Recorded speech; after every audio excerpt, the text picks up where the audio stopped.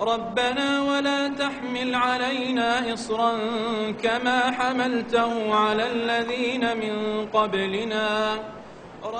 Saudi Arabia, the birthplace of Islam, home to its holiest sites, the world's biggest supplier of oil, and to some US officials, the epicenter of Islamic terror.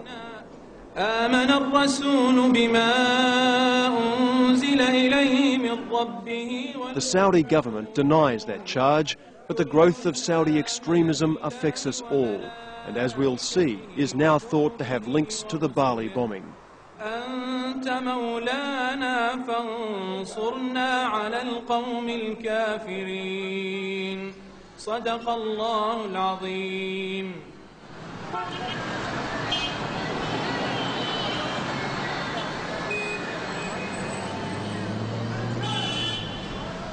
The tough industrial town of Khamis Mushayat in Saudi Arabia's rugged and conservative southwest.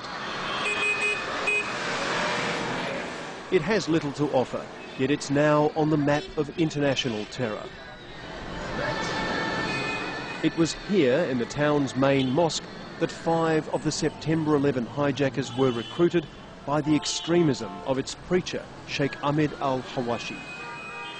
We are told he's out of town, but confirmed that despite his alleged links to terror, he still preaches here.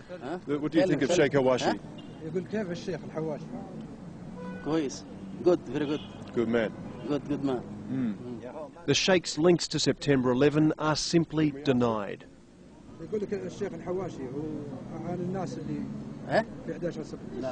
No. Not true. لا سياسة ما في خليها سياسة. No speak? But for many here, politics is religion, and if you're not a Muslim, you're not welcome. ما سوى شيء يا اخي. انتم مسلمين انتم يا ربع. تكلموا يا اخي، الهنود من كانوا السعوديين تكلموا يا اخي. انت بس تجيب لي كفار هنا. بس تجيب لي هذا كامل هذا وش هذا عليك كثير. مو عيب علي. تعلمي العيب فين. Saudi Arabia is dominated by men like these. They propagate a puritanical form of Islam known as Wahhabism. It controls much of the education system and social life, at times calling for jihad against a disbelieving West. Okay. Why are they angry? What's the problem, sir? Criticising them has sparked death threats, but one who dares to is Abha journalist Saad Aswailim. Through mixing ideology with politics, they push the younger people towards the extreme form of Islam. I believe they force politics into religion. They dress politics as religion, and they present political programs, political ideologies as the essence of religion.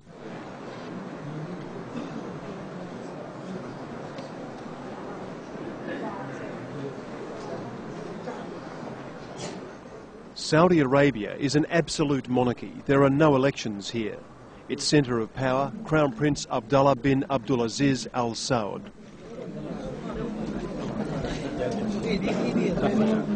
As is his royal obligation, once a week Crown Prince Abdullah receives supplicants seeking direct aid. 100 years ago, his family unified the nation with the backing of strict Wahhabi clerics, and they cut a deal. The royals would run politics and the economy. The clerics could dictate social policy. It's a deal many believe fostered Islamic extremism. Since September 11, the United States has pressed Saudi rulers to curb the most militant mullahs. And in a rare interview, Crown Prince Abdullah says he is. What do you say to some critics outside Saudi Arabia who say that Saudi Arabia is not doing enough to stop the funding and the support for Islamic terrorism around the world? نقول نحن صادقين فيما نقول والأمان وما الأمان كلها إذا كان في شيء وقف مع أنه أول يعني ما عندنا خبر إذا كان في شيء أما الصحف وما الصحف هذه عارفين أنتم وحنا عارفين من يعني اللي وراها But blaming a Jewish American smear campaign is no longer enough. Saudi Arabia's problems start at home.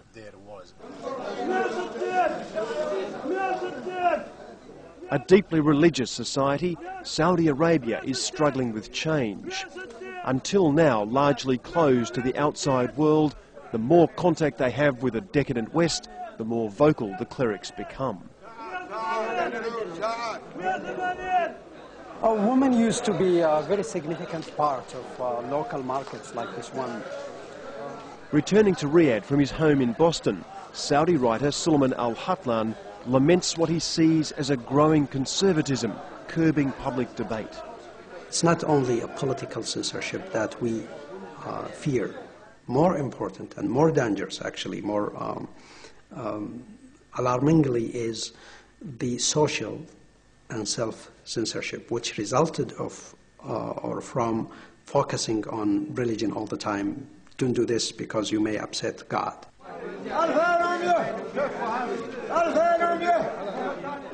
For many Saudis, pleasing God means defending fellow Muslims, and what they see as biased US policies only increases support for the extremists. The more the Palestinians are oppressed, and the more the Americans are supporting Israel, the more popular bin Laden and his like becomes. I think the core issue is Palestine. So definitely the trend of fanatism or extremism cannot stop at any point before we really look seriously at the Palestinian issue. ربنا ولا تحملنا ما لا طاقة لنا به.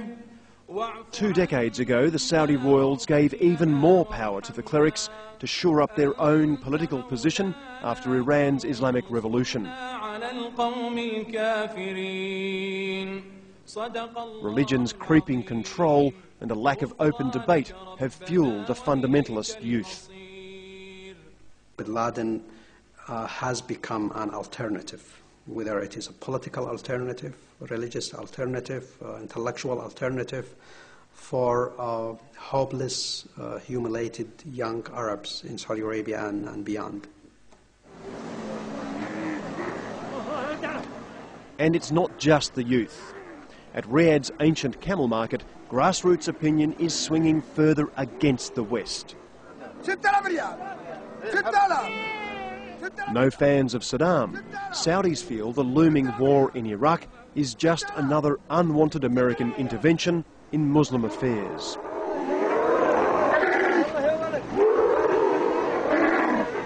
I think about a government of America. It's coming crazy now. لا ما نريد الحرب ضد العراق. ما في أحد يريد. العراق ما في أحد يريد. دولة مسلمة ولا يجوز الضغط على المسلمين على غير حق وواجب.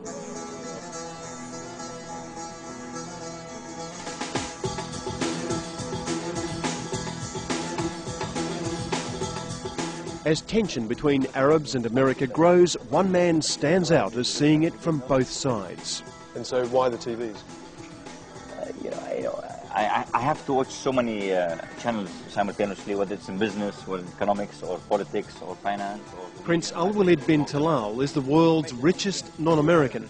So rich, in fact, the TV room in his $100 million Riyadh palace is full of wildlife.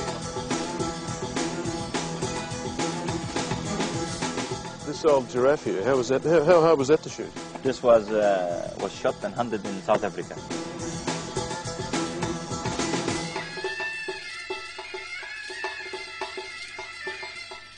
Prince Al-Walid is the biggest single foreign investor in New York, a major shareholder in Western entertainment, and a generous supporter of Palestinian charities.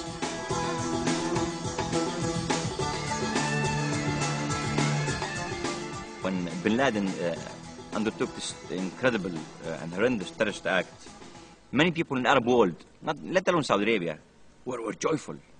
Were joyful not because they liked the act per se, but they just wanted to give a message to America. And that's what we're trying to tell America. please stop your blind approval of what Ms. Sharon is doing in Palestine, and let the resolutions of the UN 242, 338 be implemented as quickly as possible.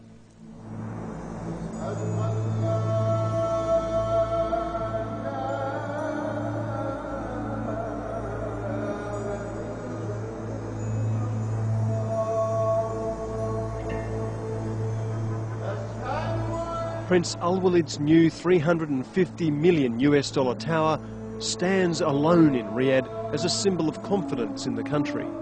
Few of the oil billions have been reinvested here, and while Saudi Arabia aspires to the spoils of wealth, its society struggles with contradiction.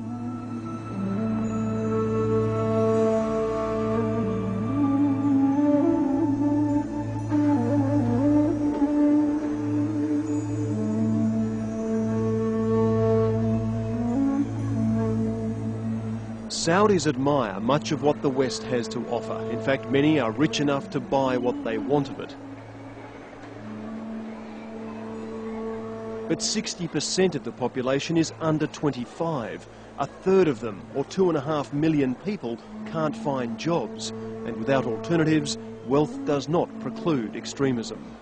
Unemployment in any country in the world is a breeding ground for social trouble, potentially. No doubt about that. And Saudi Arabia is no different. There's an imbalance here that has to be looked at. And this is another item that we're looking at very seriously.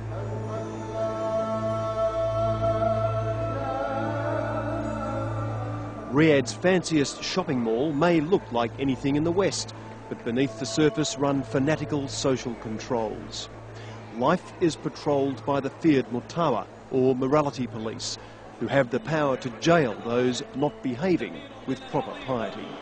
ولن ترضى عنك اليهود ولا النصارى حتى تتبع ملتهم. لن يرضوا عنا حتى يفسدوا نساءنا وبناتنا وأخواتنا عبر مواطن الاختلاط. أعداء الإسلام. Girls and wives are covered, we're told, for their protection.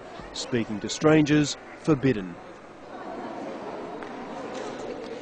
To test their views, though, we gained rare access to a private girls' college. Only 3 obtained parental permission to be filmed. Careful, make sure it's straight, okay? 20-year-old Maha Kalawi and her friends are all studying graphic design, yet differ on the impact of bin Laden. It's stood up for the people who are quiet. Angry people. Muslims? Yeah. No, that's not way. No. No, Muslims don't. This is not a Muslim action. He's basically saying, he's telling the states, I'm not afraid of you. Even for these young women, Islam defines their difference with what they see as an aggressive West. It's like you have to choose sides. You know, the way Bush is acting, it's like you're either with me or against me. The way they are, you know, if you make us choose between our religion, you know, or helping you hurt our people, you know, we're gonna, yeah, choose our religion basically, because it's, you stick with your people.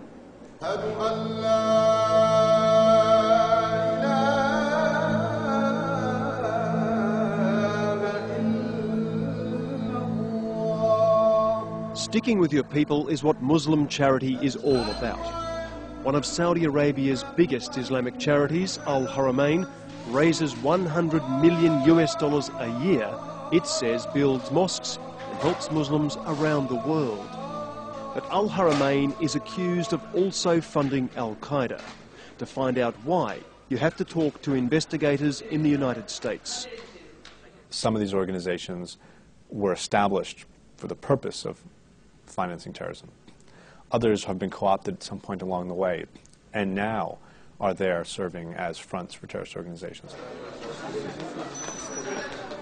2 of Al Haramain's offices have been closed after the US and Saudi governments named them as fronts for funding Al-Qaeda.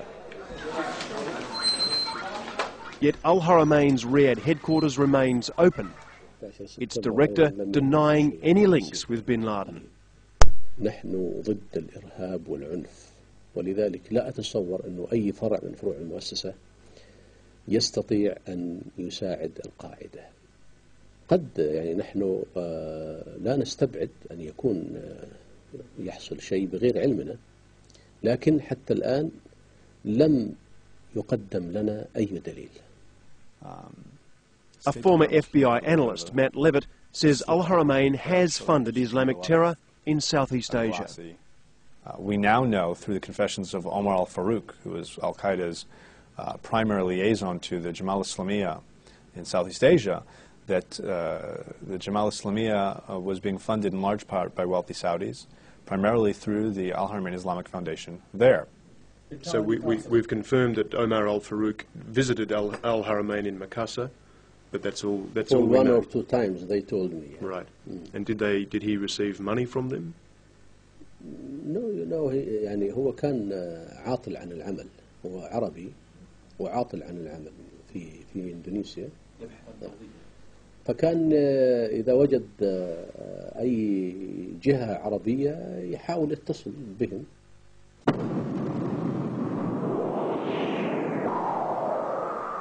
The World Assembly of Muslim Youth is another Saudi charity suspected of funding Islamic terror in Asia.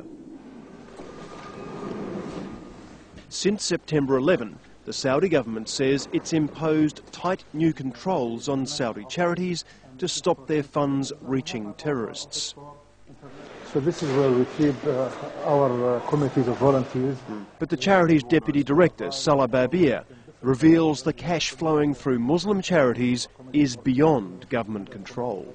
If a Muslim has $1,000 as a zakah and he wants to spend it on, for example, give it to anybody, you have no way. No system can stop that. Not even a government.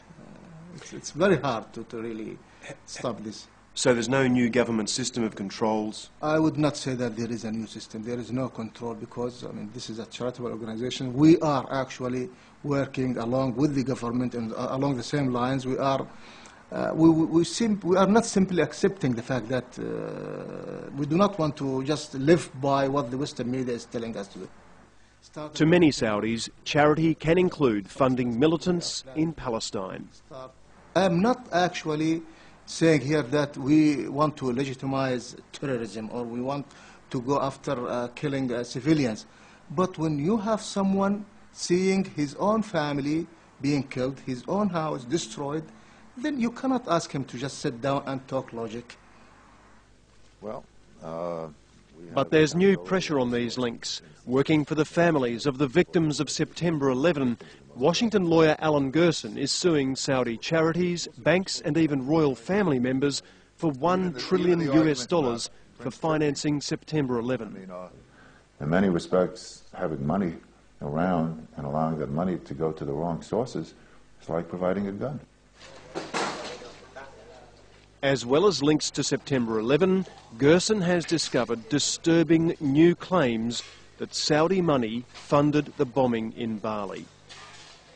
We have seen evidence of money that went from Saudi sources that went through the medium of various entities in Europe to support terrorist cells there. If you connect the dots between terrorist cells in Europe and terrorist cells in Europe that received financing from individuals and entities in Saudi Arabia, those terrorist cells in Europe definitely had connections with Bali. There have been several reports, the most recent of which was written at the request and for the United Nations, which document the fact that Saudis have, over the years, agreed to finance certain radical Islamic organizations on the silent condition that their operations and that their recruitment would be abroad and not at home. Look, you're referring to the media reports that say Saudi Arabia bribed or Saudi Arabia paid off Bin Laden, Al-Qaeda to be out Saudi Arabia. This is not correct at all. This is just media reports. Completely not correct because Bin Laden's official position years ago was not only to hit America, but also to hit Saudi Arabia. He is anti-Saudi Arabia. He is anti-ruling family. He is anti-presence of American troops in the Gulf region. So how could how could someone dare to say that we were financing him and telling him to be outside of our country when he's trying to topple our regime here?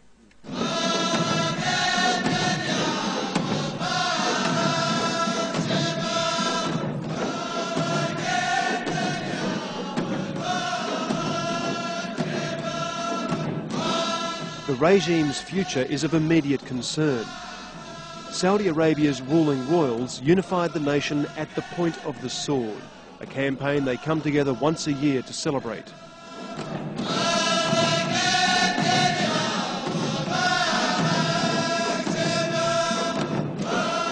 But today their security depends on US bases, an insult to many Muslims and the main reason bin Laden launched his jihad against the West. War in Iraq, they fear, could further fuel extremism.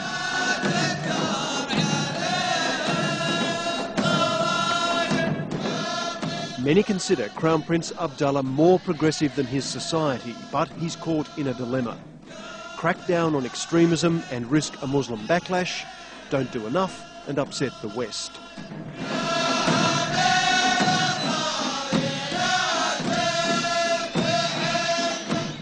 Some voices we have in the US administration are really becoming anti-Saudi Arabia, but the pressure that's being addressed right now, the pressure that's being exerted from outside, is not helping, because no community would like to change if it's looked upon by its people and its region like it's coming from outside, that's being dictated upon.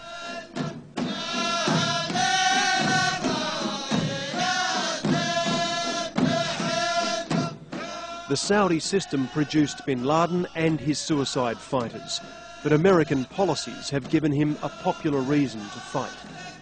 While neither change, it's likely the money will continue flowing to Islam's extremist cause.